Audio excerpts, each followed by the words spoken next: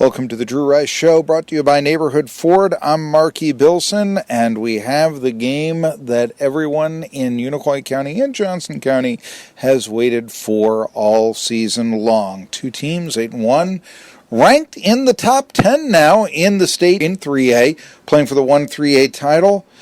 Coach Drew Rice, John Robinson once said at this point of the season, a day of rest is as important as a day of practice. You're coming off a bye week. Do you agree with the great Rams and Trojans coach? Sure. That's, when we made this schedule, I guess, right at 2 years ago, we put that bye there, with this kind of in mind, a week, late in the season to kind of heal up and get our legs back under us. And, we had a extra week of preparation. So, hopefully that'll, play to our benefit. Against West Green 2 weeks ago, Noah White suffered an injury. What's his status? He's, the bye week there kind of really, if we'd have played last week, I don't think he would have probably been able to play. But he's had a good week this week, and he's practiced every day. And, he's probably one of the toughest, if not the toughest kid I've ever coached. So he's definitely going to give it a go. And, like I said, he's probably not 100%, but, him at 75 or 80% I'll take over most. So he's going to give it a go. Running back and a linebacker, of course. Now, what is his injury specifically right now? He just got his knee tore up a little bit, but he's, he hurt his sophomore year actually. So, but he's a kid that's really devoted himself in the weight room, and he's really kind of built his body up. He's 200 pounds now. He came to us as a probably 150 pound freshman, but we're very proud of him, and he's he's the definition of a leader and of a captain. Torn knee, though, does sound pretty. I mean, an actual torn meniscus. Well, no, they like I said, they're really not. They just said it's one of those things. It's it's just kind of some sprainings and things like that. So he's a tough kid, and he's going to play through it. What else with the injury factor? West Green, a 41-20 victory for the Blue Devils, was a very hard-hitting game. Is there anybody out today? No, we're, like I said, other than Noah and really all season, we've been blessed with being healthy, and we try to be smart about how we practice and trying to keep guys off the ground and, just try to, the season's so long, this stuff's bound to happen, but we try to really, manipulate that the best we can to our advantage. So we're very, very healthy, and, we're blessed for that. Now, how long have you been prepping for this game? Obviously 2 weeks with the bye week, but it seems like I could say Unicoi. You're throwing the ball a lot there, and that's sort of to get another wrinkle to the offense at this point in the season. Really, I know you take them game to game, but how long have you been preparing for Johnson County? Because for a long, long time, everyone knew the 1-3A title was going to come down to this game. How long has it been? Well, our focus, and this is going to sound cliche, but it's the truth, is, we just try to get better. No matter whether we have a great game or a not so great game, it doesn't matter. We just, we're trying to get better each week. So, along the way, we've identified things that we struggled with and things that we feel like need some work, and that's what we've tried to work on just to, by week 11, by this game, to be the best team we could, possibly be. So that's kind of been our focus. But, the thing about that, and certainly we've looked ahead somewhat, but, West Green beating us last year and where that game fell, looking back last year, I think that might have been the case some then. But, regardless, that game kind of kept us pretty focused on the task at hand, I think. But certainly since that point, we've been very much locked into this. Okay, that's intriguing right there. But right now, bye week, is that something you're going to try to do for when you make schedules out, have the 10th week of the season be the bye week? It was the case last year. Is that something that Drew Rice likes to do with his schedule? Well, it's you're sort of limited. We've got our 5 region games and then your 5 non-conference games. So you have to fit 10 games into 11 weeks. So it fell that way. We could basically, I think when we made this schedule, we could have week 10 or week 2. So we chose week 10. But I think next year it's actually looking like our bye will actually probably be week 8. So it would still be late in the season, but it wouldn't be all the way to this point. But that can change and things like that. But like I said, it is what it is. And I guess ideally your bye would be somewhere in the middle, I guess. But the way it's fell, this year and even last year, we feel like it's a benefit. Now, is there any tidbits you can give us right now about scheduling? Yeah, I know it's 2019, looking way ahead, but you dropped something right there. Are there any new opponents so we can expect on the Unicoi County schedule? Well, technically we're not even supposed to, talk about it, but certainly coaches do, and they plan ahead and things like that. But our schedule, of course, our regions, will stay the same. But our 5 non-region games will look a lot like, a lot similar to they did this year. We are planning on probably dropping Unicoi and picking up Hampton.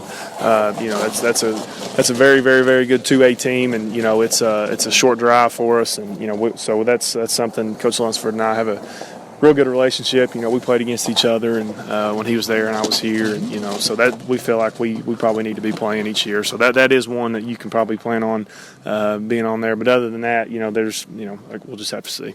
Hampton's the one team this year that's beaten Johnson County, and we'll talk more about that game when we return. Let's sell a card. Drew Rice Show returns after this word from Neighborhood Ford, from our neighborhood to yours, Neighborhood Ford in Irwin. Welcome back to the Drew Rice Show. Coach Drew Rice, it's crunch time. You've been rotating 3 running backs basically all year long. You mentioned that Noah White is at 80%.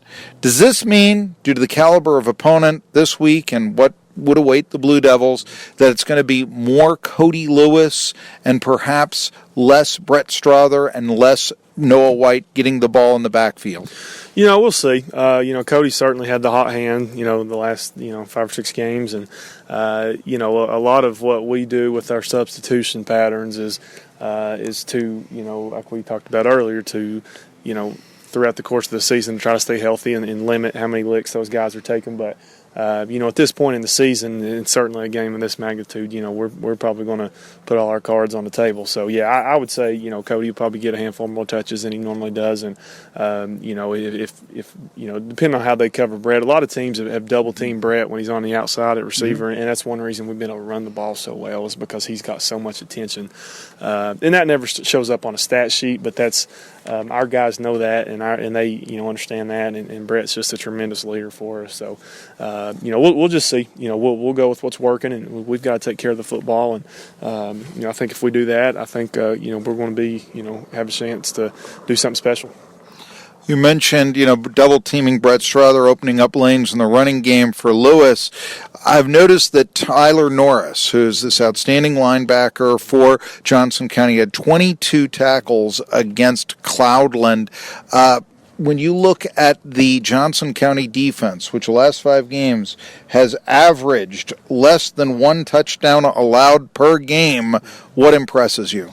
Well, yeah, I mean, the Norris kid, number 6, he's a stud. We knew that last year, and they had all those seniors last year that they lost, but you watch any film of theirs last year and certainly film of theirs this year, and he just really shows up on film. His instincts are tremendous, and he's a very, very, very good football player. So everything that we're going to do is we're going to have to obviously know where he's at, and at times get 2 people blocking him because he's a chore. So they're very aggressive, and like I said, I think if we can take care of the football, that'll kind of slow them down a little bit, because a lot of the reason their defense is so good is because it creates points for them. So if we can limit that, I think we're going to be in pretty good shape. Last week, Johnson County defeated Cloudland, and former Unicoi County head coach Glenn White, who is now the Highlanders defensive coordinator. Nathan Lane won the game in the late stages with a pick 6, and a tie game gave Johnson County a 14-8 victory. And I mentioned this because, of course, Brock Thompson had a couple of picks, I believe, against West Green, and that was also the way that Happy Valley was able to beat Unicoi County in mid-season. So how much does that concern you? Nathan Lane, big interception, a defense that obviously can make turnovers, and Brock Thompson coming off a game where maybe for the first half he was at times less than effective. Yeah, that's, like I said, we're just going to, I think if we can, just kind of be, smart with our decision making and also our play calling. I'll take the blame for a handful of Brock's interceptions this year. Putting him in a bad situation, and and we've told him, maybe to a fault. Don't take hits you don't have to take. So that's we certainly, he's our guy, and he's going to be our guy for the next 3 years. So he's a long-term investment, and I think sometimes we forget he's a sophomore. He's already started. What would it be? I guess what would be the math? Almost 20 games, and he's not even in halfway through his sophomore year yet. So he's a special talent, and we've got all the confidence in the world in him. But yeah, you're right. I mean, we've got to put him in positions that are going to make him be successful, which therefore we'll be successful. So we've got to be smart and be aware of where Lane's at, because he is a ball hawk back there, and talking about the Cloudland game last week, I think if Cloudland takes care of the football, they win that game, maybe going away. So, that's certainly something we've talked about all week. And, anytime you're talking about a game of this magnitude, taking care of the football is a huge part of it. 2 years ago, Johnson County came to Irwin, lost 28-14. Last year, you went to Mountain City, 28-14. Nathan Arnold having a big day for Johnson County, and that knocked Unicoi County down. There was a chance, I think, at the time for even a 1-3A title there. Now, my question is there something you can take from that game? Hey, the seniors then, a Brett Strother would have played in that game. Is there something you can take from that game of 2 years ago that you can bring with you in a few minutes? Sure. Yeah. There's, believe it or not, I actually went back and watched that game today, just to watch. And I watched last year's game and then the game from 2 years ago too. And the last series of that game, Nick Fender, who was a great running back for us, he got banged up a little bit, and to finish that game out, Cody was back there as a freshman, and had 5 or 6 good runs to keep the clock running, and we were able to get out of there with the win. So yeah, I think certainly Brett played a lot that game, Shane Armstrong played a lot that game, Ike Edwards played a lot that game. So yeah, there's a lot of these guys have been there, and we always like playing at home, and this year so far we've played well at home, so we hope that'll be to our advantage.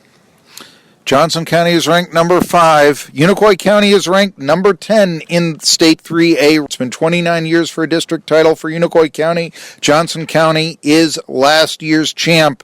Does that continue, or is there a changing of the guard? Find out with the kickoff. This has been the Drew Rice Show, brought to you by Neighborhood Ford on 1420 NBC Sports Radio Tri-Cities, WEMB Irwin.